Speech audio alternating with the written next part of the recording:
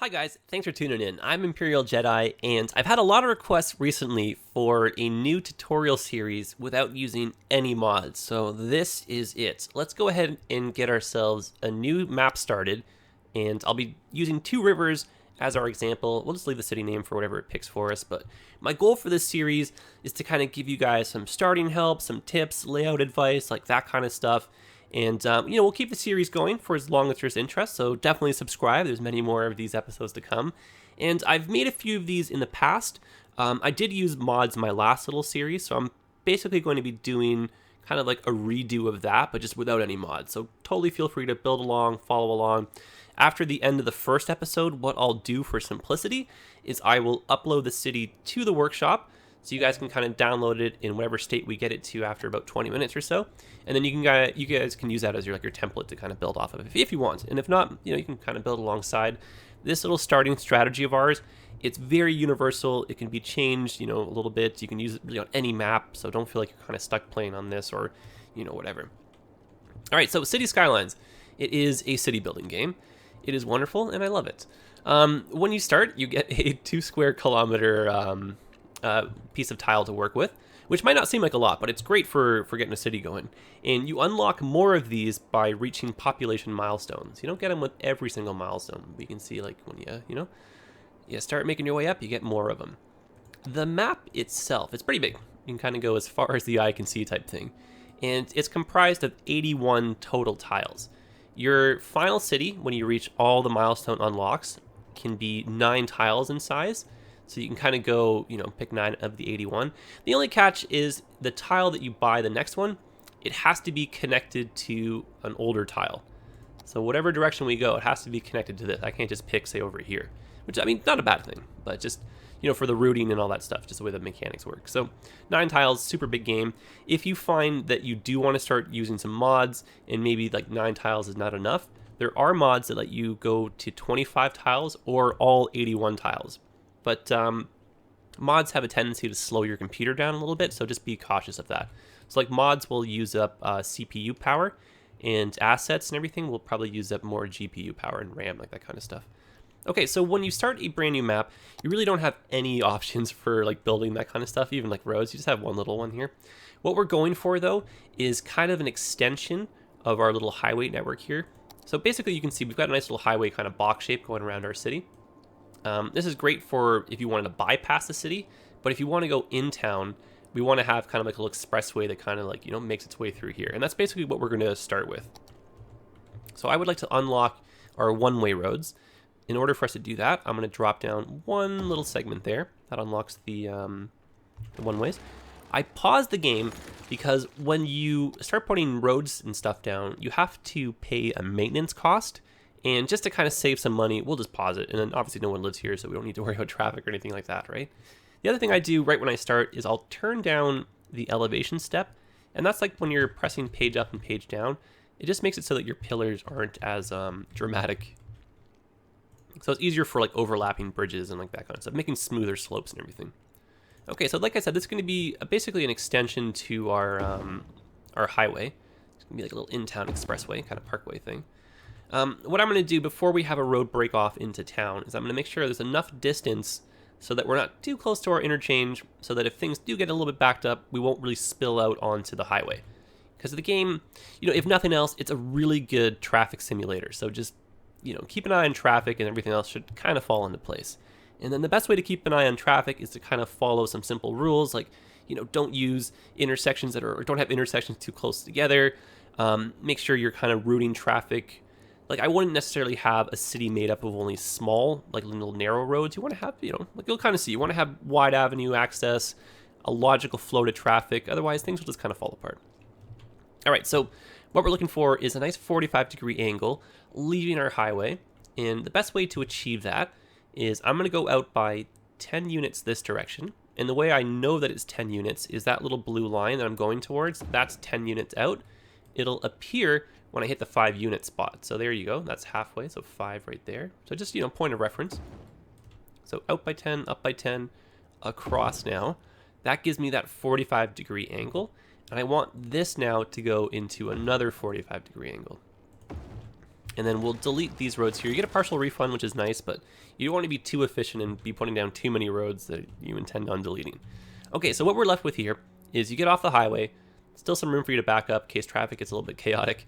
Otherwise, a nice smooth right-hand turn, so you don't really have to slow down too much. No traffic light or anything. And then when you get here, nice 45-degree brake again, so no traffic light, no problem. So all of this theoretically can get backed up with traffic before we affect our main highway. All right, and then just to start, I'm going to be making a very little, small, compact starter city. And this is kind of what I mean. Like, this little thing can be put on any map, changed any, little which way you want. But, like, I've tried a lot of deviations. I usually go back to this same starting strategy because it just serves me the best. Okay, so what I want is, because this is going to be our industrial zone over here, I actually want this to be a little bit further out. So I want to make that 15. Perfect, so that's 15 units right there. Excellent. And then now let's switch over to a wider avenue road right here. And this I'm going to have, just say, go down about 3,000 or so credits. Because you only start with 70,000 credits. You don't, it might seem like a lot, but it's really not. And we don't want to go, we don't want to go broke here. So I'm going to go across, and this is kind of like our main street, the start of these like long corridors. And I have a tendency to maybe leave one or two, especially in each direction, just straight kind of long, wide roads. And that's just good for moving traffic from literally one end of the city to the other, which is kind of why, like, I'm in North America. That's why we do a little bit more kind of grid stuff over here. It kind of makes sense in that sense. All right, now I want the same thing happening over here so that we can kind of make like a symmetrical kind of on-off thing for our highway. So in order for me to do that, we have to now go out by 10, up by 10, and so that's this thing again, right? That first little part right there. We'll change the directions and everything afterwards, so don't worry about that. And then out by 10, up by 10, and then go out by another 5. So we could have done the 15 at once, but whatever. That's perfect for the size of the city right here. Ooh, just enough room. Excellent. So we're going to get rid of this. And then over on this side, I'm going to have our residential sector. So I'm not really too stressed about one-way roads over here. It's more so this spot here because people are coming off the highway and because it's our industrial zone. Traffic's going to be a little bit more chaotic there just in general. Okay, so let's take these streets. Oops, I didn't want to do that. I want this to be a bridge to go up and over. This is how you can get to the other side of the highway. So to get over a another road, you need to have a minimum height of 9 units, which is 3 little clicks upward. I find that if I'm using a wider road, say one of these guys here, I'll go up to 12 units because it looks a little bit tight if you're just going 9. You can still do it though, but I mean, that's just a personal preference thing. So 9 units, hop across. We're just going to that first little snap point so it's symmetrical, and then just going down. And then you can see the bridge came out nice and straight. If, for example, we were doing a bridge on this part where the terrain is uneven, you can see if I go over here, it looks like that part of the bridge is a little bit downhill. I might raise that side to 12 meters just so we have a nice straight bridge, but that totally comes down to personal preference again, so whatever you feel like doing. And what's really cool is even though if I have my pillars, say like way up here, any road I click on, any height, it'll change my build to that height. So if I want height from there, height from here, so that's pretty cool. So you don't always have to be pressing page up and page down. And let's go for a little bit of symmetry, but I'll kind of show you what I have in mind for these roads first. So this, like I was saying, is eventually just going to kind of more or less make its way straight through. It's kind of like an in-town highway. We will be doing some zoning off of it. It's not like a true highway in the sense. It's just a good way to kind of get some people moving around. And we have the option eventually of, say, maybe making that go straight through here, which is totally no problem. If we were, however, to bring this down like this, when we cross into an avenue, even if our directions were going the right way, we still end up with a double set of traffic lights. And just, imagine this in real life, right? Like if you get the wrong timing of the lights, I mean, that sucks, right? And unfortunately, we can't set the timing or anything like that, so this is just a little bit inefficient.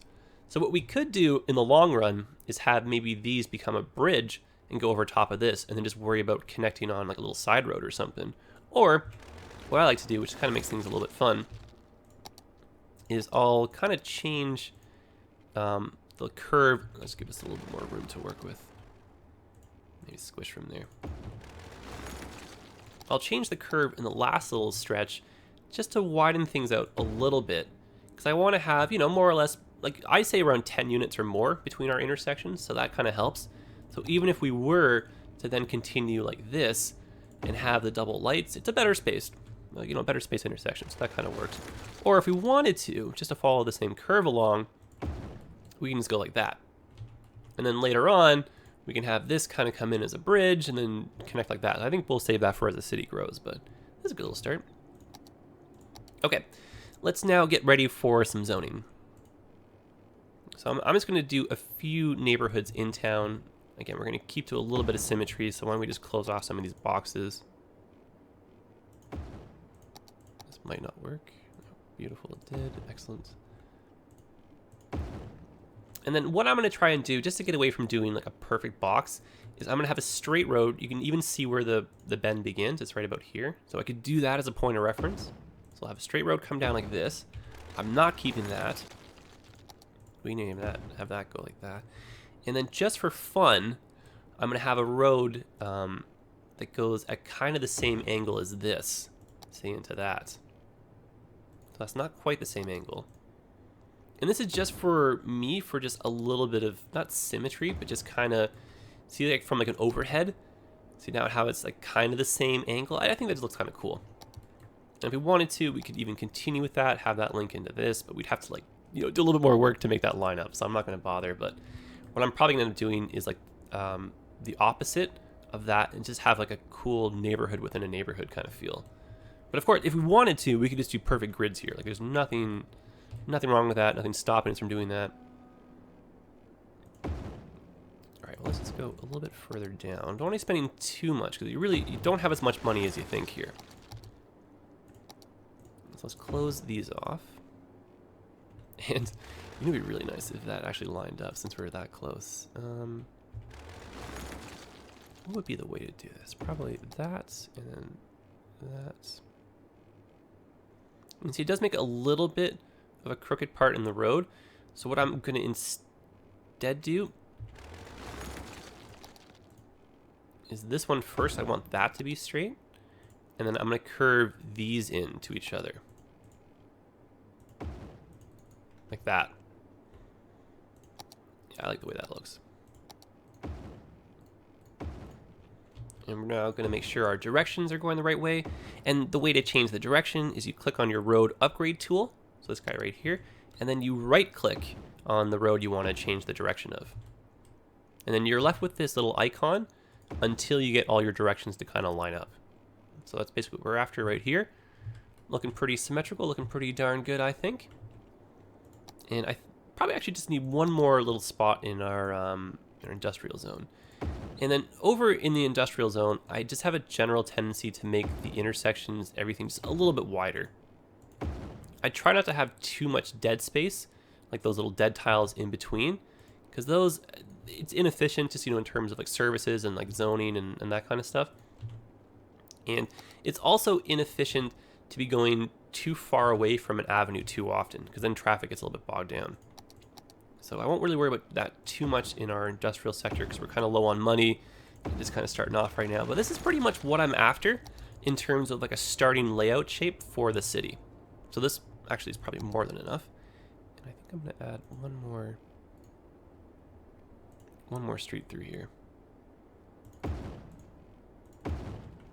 And if you'll notice, these roads, when they intersect one another, don't create traffic lights, whereas they do with this. So just be aware of that. Traffic still has to turn in front of its, in front of each other to move around and stuff. So it might get a little slow here and there, but just for your own like personal planning, just be aware of that. Okay, so let's move into some utilities. If we wanted to for water production, if we're a little bit too far away from a like a river or a lake, we could use a water tower. I think though what we're going to use instead is like a water intake and outflow kind of thing. And what we're looking for in the water itself are these little arrows here, and that shows the current. And so obviously we want to have our water be upstream, like our intake be upstream from our sewage pipe. I'm going to put them though close enough so that we can kind of share the same power source without having to spend too much money running power lines in between the two areas. And really the currents, it'll stop any sewage from going this way, so we don't have to worry, even if you're thinking that's maybe a little bit too close. Now as far as electricity goes, You can see we've got 27,000 credits, which isn't too bad, all things considering, given the state of the size of the city we kind of created here. Our power plant options, though, I mean, they don't really favor our budget. This one right here is 19,000. That's basically all our money, and it does produce 40 megawatts. Our city, though, we wouldn't use it all up right now, so that's kind of inefficient. These are what we're going to use. I think one is not enough because it does only create 8 megawatts as the maximum. I usually start with 2 of these, and then cost-wise, that's a pretty good bang for the buck too. And then the darker zones on the map just show where wind is a little bit better. So usually along your coast or on mountains, that kind of stuff, that's where you'll find, pretty decent wind speed. And those little blue zones around your buildings, that's kind of like the power bubble in air quotes. So power will spread from one building to the next if you're within that little zone. So if I go like that, that means these two are now powered even though there's no power lines. And I'm going to put this in too, so we get the whole team now wired, and we can kind of save the cost of not having to run power lines. So that's like 600 credits, which doesn't seem like much, but it does add up. And then what's really neat is it's like the maximum size you can have for a building when you're zoning is 4 squares, which is why these are always 4 squares coming out of a road. There's snap points that are kind of hidden behind. So if we want some symmetry, I'm just going to go along that snap point, and we'll just draw a nice straight line over to here. Great, that's us now connected to our power grid. And just to ensure that all spots in the city get powered at once, what I'm going to do is just stretch this across so it just kind of goes throughout the whole city. These are essentially temporary. I will delete them once everything is kind of connected via this little power sharing method. It's just in the beginning, it's very important to make sure that like everything is connected. You don't want people moving out. You want as many taxpayers as you can get, because our little starting strategy is going to take us down to like the last dollar essentially. Okay, so power is in place, and we just need water now. So let's link these two together. And then in town, you're going to want to be doing something that's pretty darn efficient. You don't want to have too much overlap. So we want to cover all the squares. So there we go, that's a good start right there.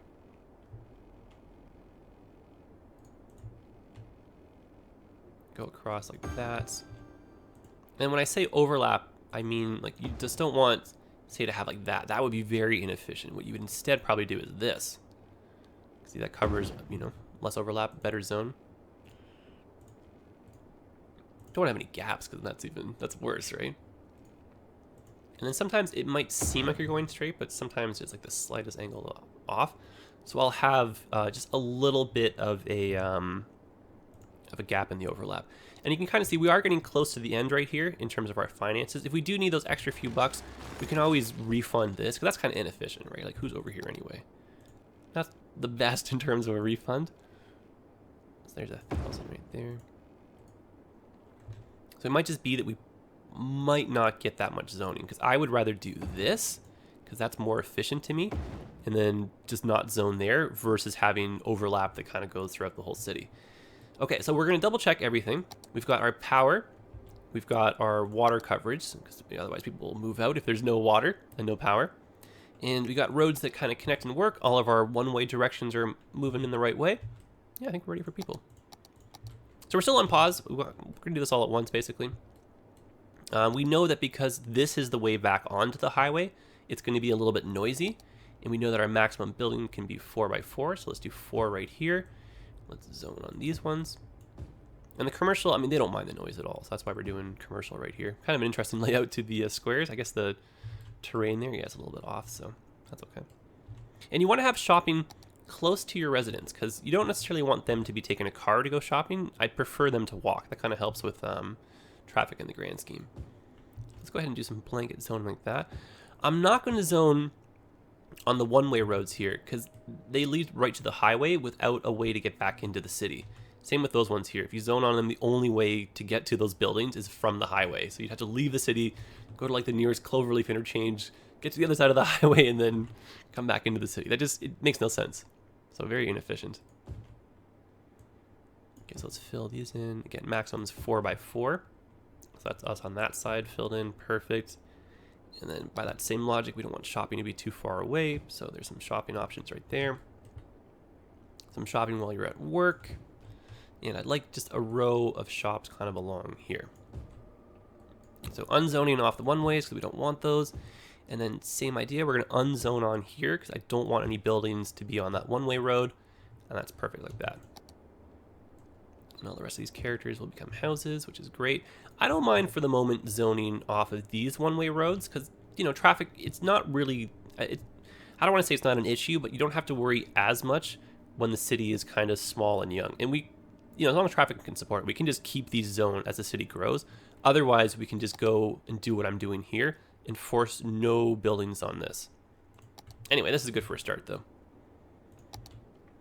Okay, so let's go ahead and put in our factories. Just go ahead and drop all that in. And then, you know, same thing applies. We're just going to unzone in areas that we can't access. And so we know that our maximum building can only be 4 by 4. So there's our 4 right there. So we'll get rid of all that. And then 4 by 4 for that. So that's perfect. Here we go. And then all of that should have... Excellent. We are good to go. Okay, so I'm going to press 3 speed. But I'm basically going to be uploading the city in this kind of state to the workshop. And so we'll just, yeah, we'll press play, we'll let some people kind of move in and stuff. But this is essentially where the, where we're at. And, you know, we're in the negatives right now. Don't let that scare you. Like, I'm 100% positive we will make it to the positives. Otherwise, I wouldn't be posting this or doing this. But yeah, I think we're probably going to end things off just shortly. So let's watch and see the city kind of unfold. But yeah, we'll end episode 1 kind of here. And like I said, with this series, I will go, you know, as far with this as long as there's interest type thing. And we'll keep the episodes maybe around like 20, 25 minutes. And I'll just kind of drop some tips and we'll just kind of just go over how to grow comfortably and like that kind of stuff. But yeah, I think we had a good little start here. So our residents are coming in, our shops are moving in, got the first of our factories, and our people are getting called from the region. So we should see some... you know, car traffic start moving in. But yeah, so far so good. I'm liking this. So yeah, guys, if you enjoyed it, hit the like button. Like, it helps me way more than you think. And yeah, subscribe. Stick around. I'd like to have you come back. The first of our residents, beautiful. And yeah, definitely that's it, guys. So I'll be posting this to the workshop. I'll check the description for the links. And if I do start using some custom assets, it'll just be ones that I've created, and I'll happily share the link with you guys there. But yeah, definitely drop any questions you have. I'll do my best to answer them. And yeah, we'll just continue with this series for as long as there's interest. All right, well, I'm Imperial Jedi. Appreciate you making your way over here, guys. Thanks for hanging out with me, and I will see you in your own city, and happy building. All the best.